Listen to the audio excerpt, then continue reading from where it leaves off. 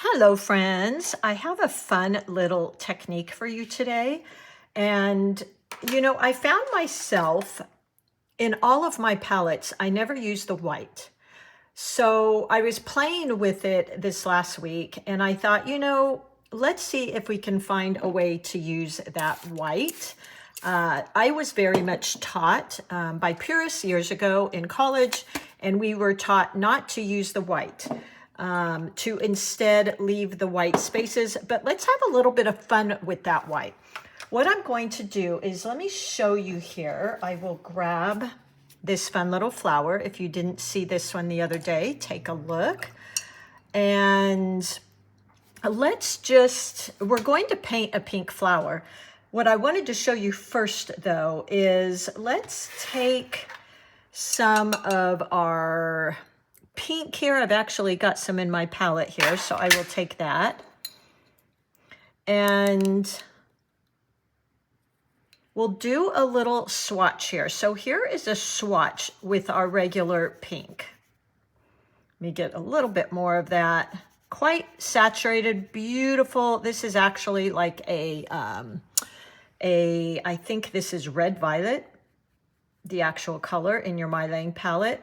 But let's see what happens when we mix it with that white. Now, this is only going to work, or for the most part, with your white that comes included in your palettes, because they're not very opaque. They're rather translucent, but how they are good, by the way, I'm using my filbert in case you're looking at that brush I'm using, is let's put some of that in our palette here, grab a little bit of that pink, and look at that beautiful bubblegum pink we get. So that, for the most part, would be how I would use that paint. Now, if you really did, and I'll show you this, want to get more of an opaque look, you can always use your gouache.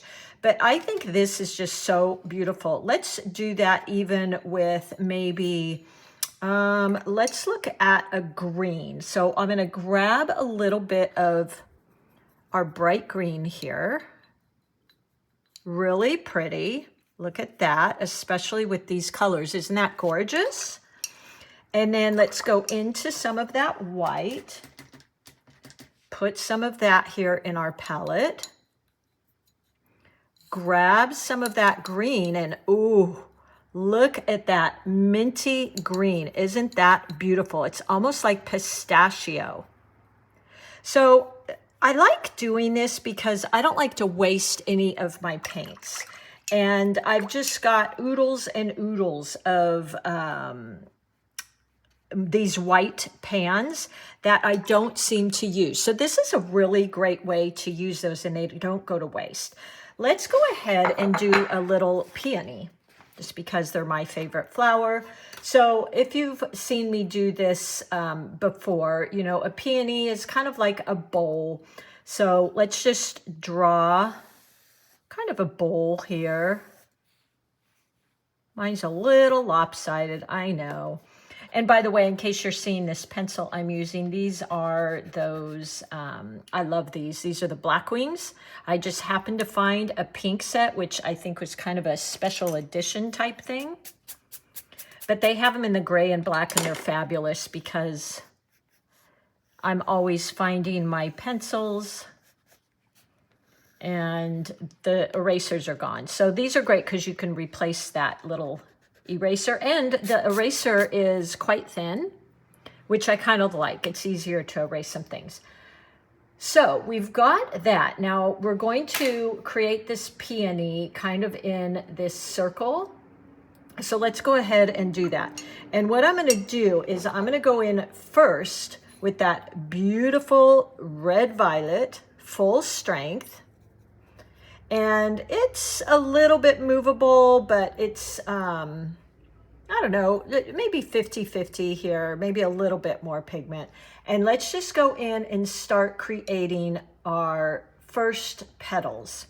So we'll go in here with, I'm holding my brush on its side, by the way, point press. the filbert brush is the perfect brush for this peony. You can use it on its side. And we're getting all of these. Let me get a little bit more paint here.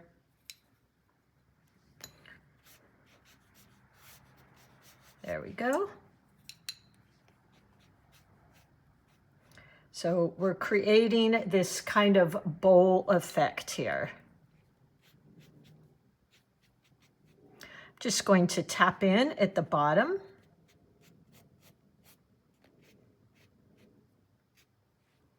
Like that. Use a little bit of water and we get that wonderful effect there. There we go. And now let's go into the back with both the bright pink as well as some of those light pinks. And look how pretty that is. Oh, I just think it's so pretty. Like that.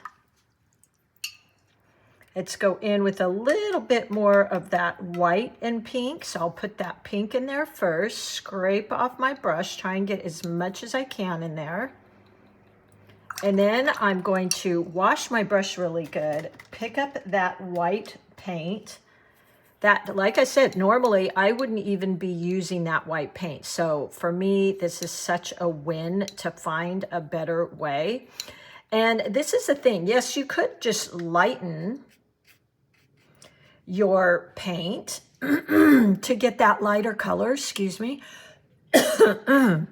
But this has more of an opaque look to it. So that's why I kind of liked it. Let's maybe do a couple little petals coming out near the bottom. Like that. Making sure they all lead back to our center. So it's definitely got a different look. Now we can go in here with a thicker amount of that bright pink and put some of that in there, just at the tips of those. And look how beautiful. It just gives these really interesting effects. And notice too, I'm holding my brush back a little farther so that I get a little bit more of a freer brush stroke. I'm actually going to go over these just a bit because I want to show you something here. So I'm going to darken up some of these petals that are right here in front. So I'm using about an 80-20 here. 80 pigment, 20% water. And we can add just a few more back here. And now once that dries, oh, look at how beautiful that blend is there. Isn't that lovely? Now let's go in. I'm going to actually give that a little shot. Well, you know what? While we're waiting for that, let's do this. Let's go into our green right here. Just a little bit more. And then we'll put some white in there again. Got quite a bit there.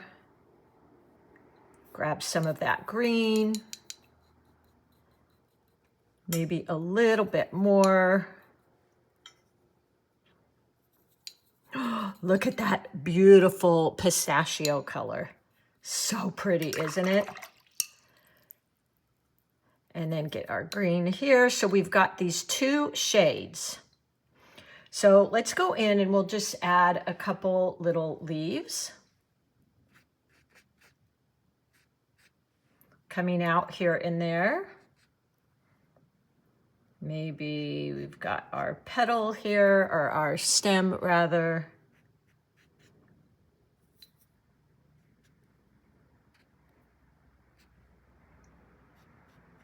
Kind of running out of room there. And now let's go in with this beautiful, more pastel-y type of green. How about if we kind of tuck that in below? And again, I'm working with holding my brush very lightly, holding it back a little farther than maybe I might. And it just gives me this really full, almost, I want to say like a fluffy type of feel. And then we could go in there with our regular green and kind of tap in here and there, kind of how we did up here. Like that. And there we go. We've got these wonderful values of green. So this is still a little bit wet. I'm going to give it a quick shot with my gun. My heat gun.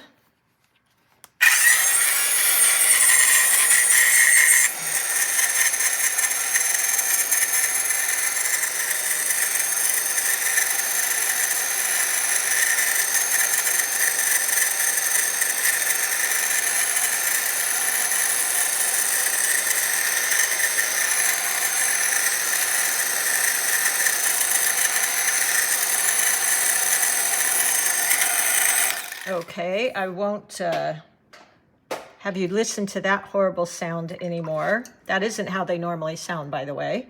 And let's find our gouache. Here's our gouache. Let me find a little pan to put that in. Here we go. We'll put some in here. So I'm just going to grab some of that. Now, if you haven't used gouache, it's wonderful to use. It's very opaque. You can water it down quite a bit and it will behave a bit like watercolors. I call it if, you know, and you've probably heard this before, if watercolors and acrylics had a baby, this would be their baby.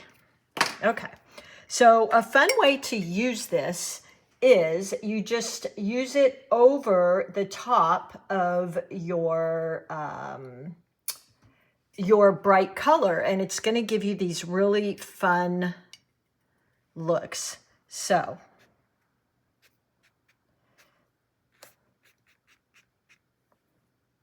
I think it's really fun. So as you can see here, it's quite a bit,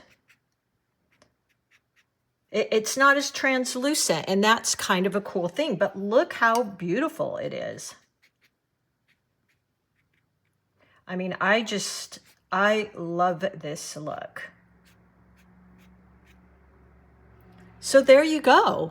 That is with the gouache over it. Now, as our last step, I'm going to wash that gouache, which is a little thicker, so you might have to wash it a bit more than your watercolors. And if I am going to use my good brushes for the gouache, which, by the way, my brushes are coming back out for a very limited time in October 2025. I'll put the link below and they'll let you know when they're available. You get them in a really beautiful box. They're a perfect gift for holidays. And so that's that. So let's go in here and just add in some of our cad yellow to the center of our flower here. I think I grabbed my lemon yellow. Meant to grab my cad yellow, which is a bit warmer. Lemon yellow is the cool version of yellow. Cad yellow is the warmer version. And then I'm going to get this wet as well, because we're going to use just a tad bit of that. Rinsing my brush. Isn't that so pretty with the gouache? I love it. Okay, so let's go in with our yellow, and we're just going to tap in our little bits of yellow there. Ooh, so pretty. Oh, I love it. I hope you guys try this. And I'm just turning my brush back and forth. And then let's go in with just a bit of the dark here and there. Like that. And look how pretty, you guys. So I hope you give this a try. I would love to see how you guys are playing with both the gouache and also your regular white watercolors. such a great way to use them both, and different techniques for sure. As you see that white gouache, it actually covers over the pink for the most part, but it really gives a great touch to your flowers. And I'd love to see what you do. Hop on over to Patreon. There's a free membership there. Tons of little mini series on color theory and composition. We'd love to have you. We have a pretty small group over there, so we all have kind of gotten to know each other, and I love it that way. So I'll put the link for that as well, and I will see you all soon. I'll be right here telling you, you can do this. You are an artist. If you are pulled here, by the way, I'm just using this brush cleaner to get that gouache out of my brush. If you are here, you're an artist. You have the artist in you. And I just want to keep being here and reminding you that you are an artist. And I will see you all soon. Have fun playing with this. I'll list all my supplies down below. And I'll see you all soon. Happy painting.